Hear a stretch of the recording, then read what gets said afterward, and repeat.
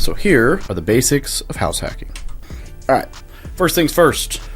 These are the different types of strategies. Now, I'm sure there's other ways to do it, and really any way that you can think through for a tenant to cover a portion or all of your mortgage, house hacking. But most popular are duplex, triplex, quad, large single family house where you rent out bedrooms either to roommates or on Airbnb. And then you can do things like live in the living room, rent bedrooms, live in the garage, rent the house, live in an ADU out back, rent the house. There's a lot of different ways to do this.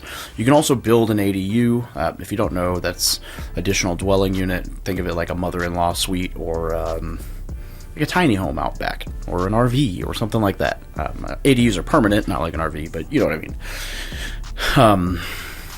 So like an ADU or in-law suite where you can rent the in-law suite and live in the main house, or live in the in-law suite, rent the main house. You could put an RV on the property and rent that out, put an RV on the property, live in it, rent the house out. I mean, there's literally hundreds of ways to do this. I mean, you could call it house hacking if you found a way to glamp, like put in camping sites that people can Airbnb from you on land that you own. All sorts of different methods. So just, work your brain around that. This is why I love house hacking, right? For the most part in this strategy, I mean, obviously there are exceptions, but the real big benefit is that you get a primary residence mortgage, VA loan, FHA loan, 5% down conventional, 30-year fixed debt with, if you use VA loan, no MIP, no PMI, but like 30-year fixed debt with a really good interest rate. So a very affordable mortgage payment compared to an investor loan that might be 20-25% down or higher rates. You're going to get a benefit from the four main pillars of real estate investing, which is, cash flow, depreciation, debt pay down, and depreciation. That's, cash flow is money in your pocket. Depreciation is the tax advantages. Debt pay down is your tenants helping you pay down the principal on your mortgage and accelerating your amortization. And then appreciation, market going up. They say on average real estate goes up like 6% year over year over time. That's going to vary based on your market, based on all kinds of things. But ultimately, the house will most likely go up in value as long as you take care of it. The house will have tax benefits and all this other stuff. And you're going to benefit from all of that, just like any other real estate investor. I think one of the biggest benefits here is the avoidance of analysis paralysis. So when you get into real estate investing and you want to buy an investment property, it's scary. It's nerve-wracking a little bit at the beginning, right? And people are going to try to talk you out of it because of, tenants and toilets and all the things. But when you tell people you're going to buy a house, they get excited for you and they cheer you on and they support you because the American dream is owning a house, right? And so house hacking combines the best of both worlds. You are going to benefit from learning all that stuff about being a landlord, get your feet wet with real estate investing, have lower cost of living and all of that, but it's not as scary because you're living in the property. You've got to pay to live somewhere anyway. So instead of paying $2,000 a month on a mortgage and just as an investment property that's super scary and it's an additional $2,000 out of pocket hoping that people pay you, you're taking the $2,000 a month you would be paying to live in a rental or have a house for yourself, and you're paying that to live there, and then people are paying you.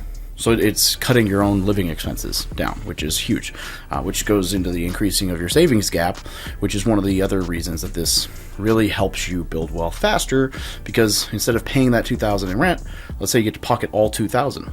That's $2,000 a month that you can add towards investing. That's why I tell people you house hack, but you don't take the extra money and blow it. You take the extra money and invest it or pay down your mortgage. Not necessarily my favorite strategy, but that's better than nothing. Build your cash reserves. All of these different things to help set yourself up for success in the long term. House hacking is a stepping stone, not the end goal. Right? So here's some of the downsides, right? Because I'm not the guru who's only going to tell you all hype and say it's amazing all the time. You are going to live next door to your tenants or close to your tenants. That's a downside for some people.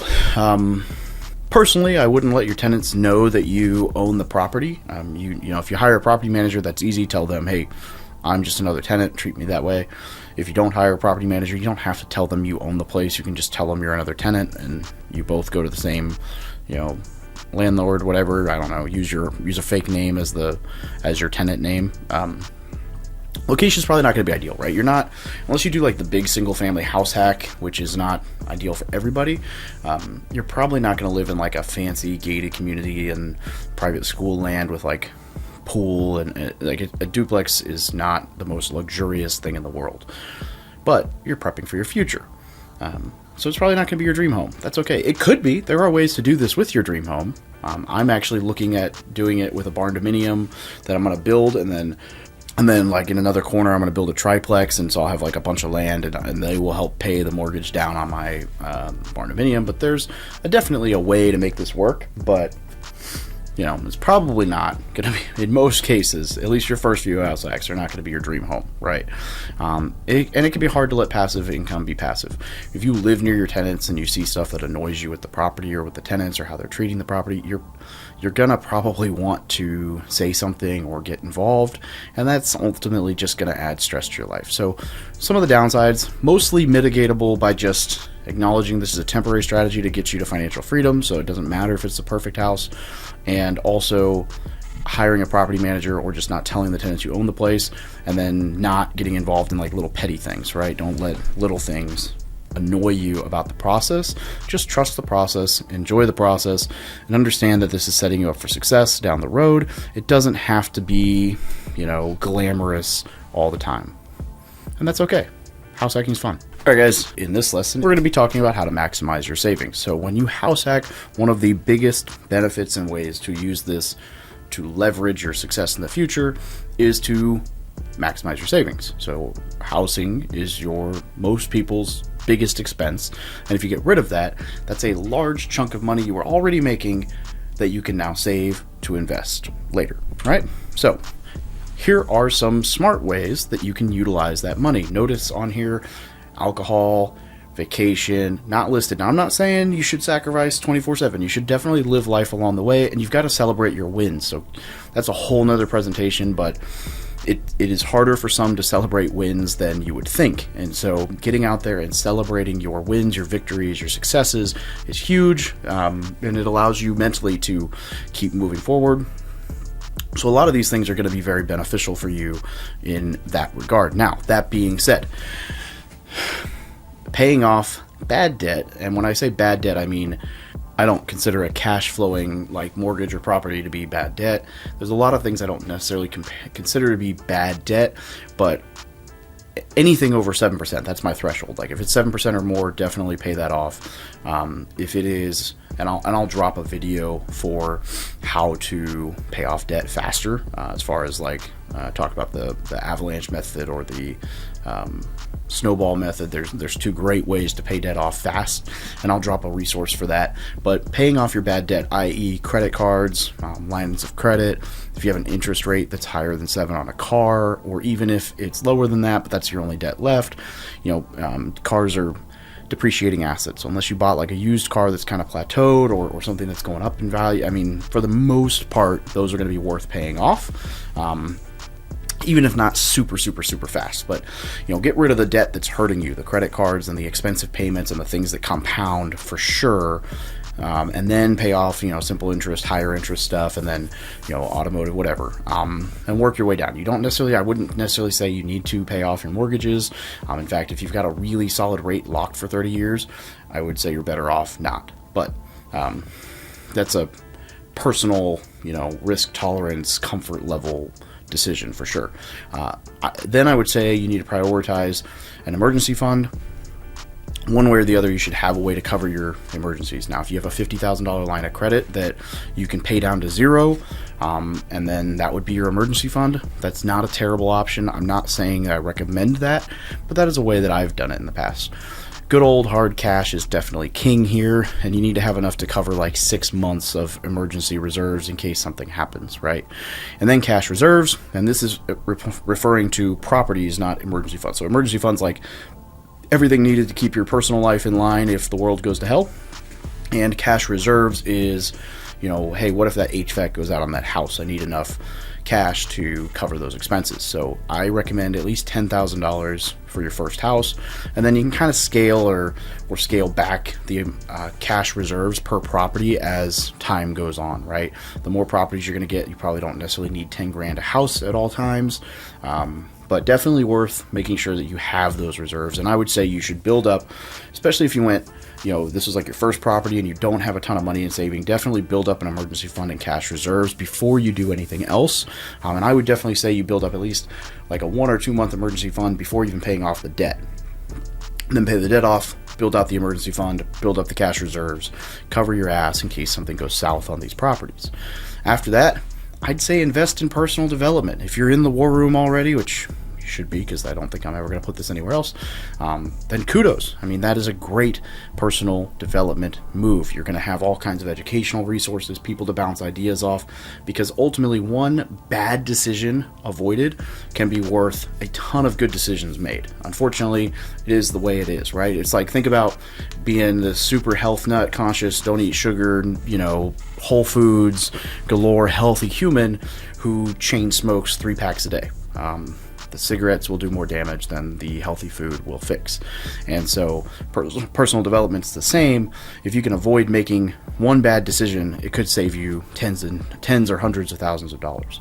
And so I commend you for investing in yourself by this course, the War Room, surrounding yourself with those communities and really benefiting there.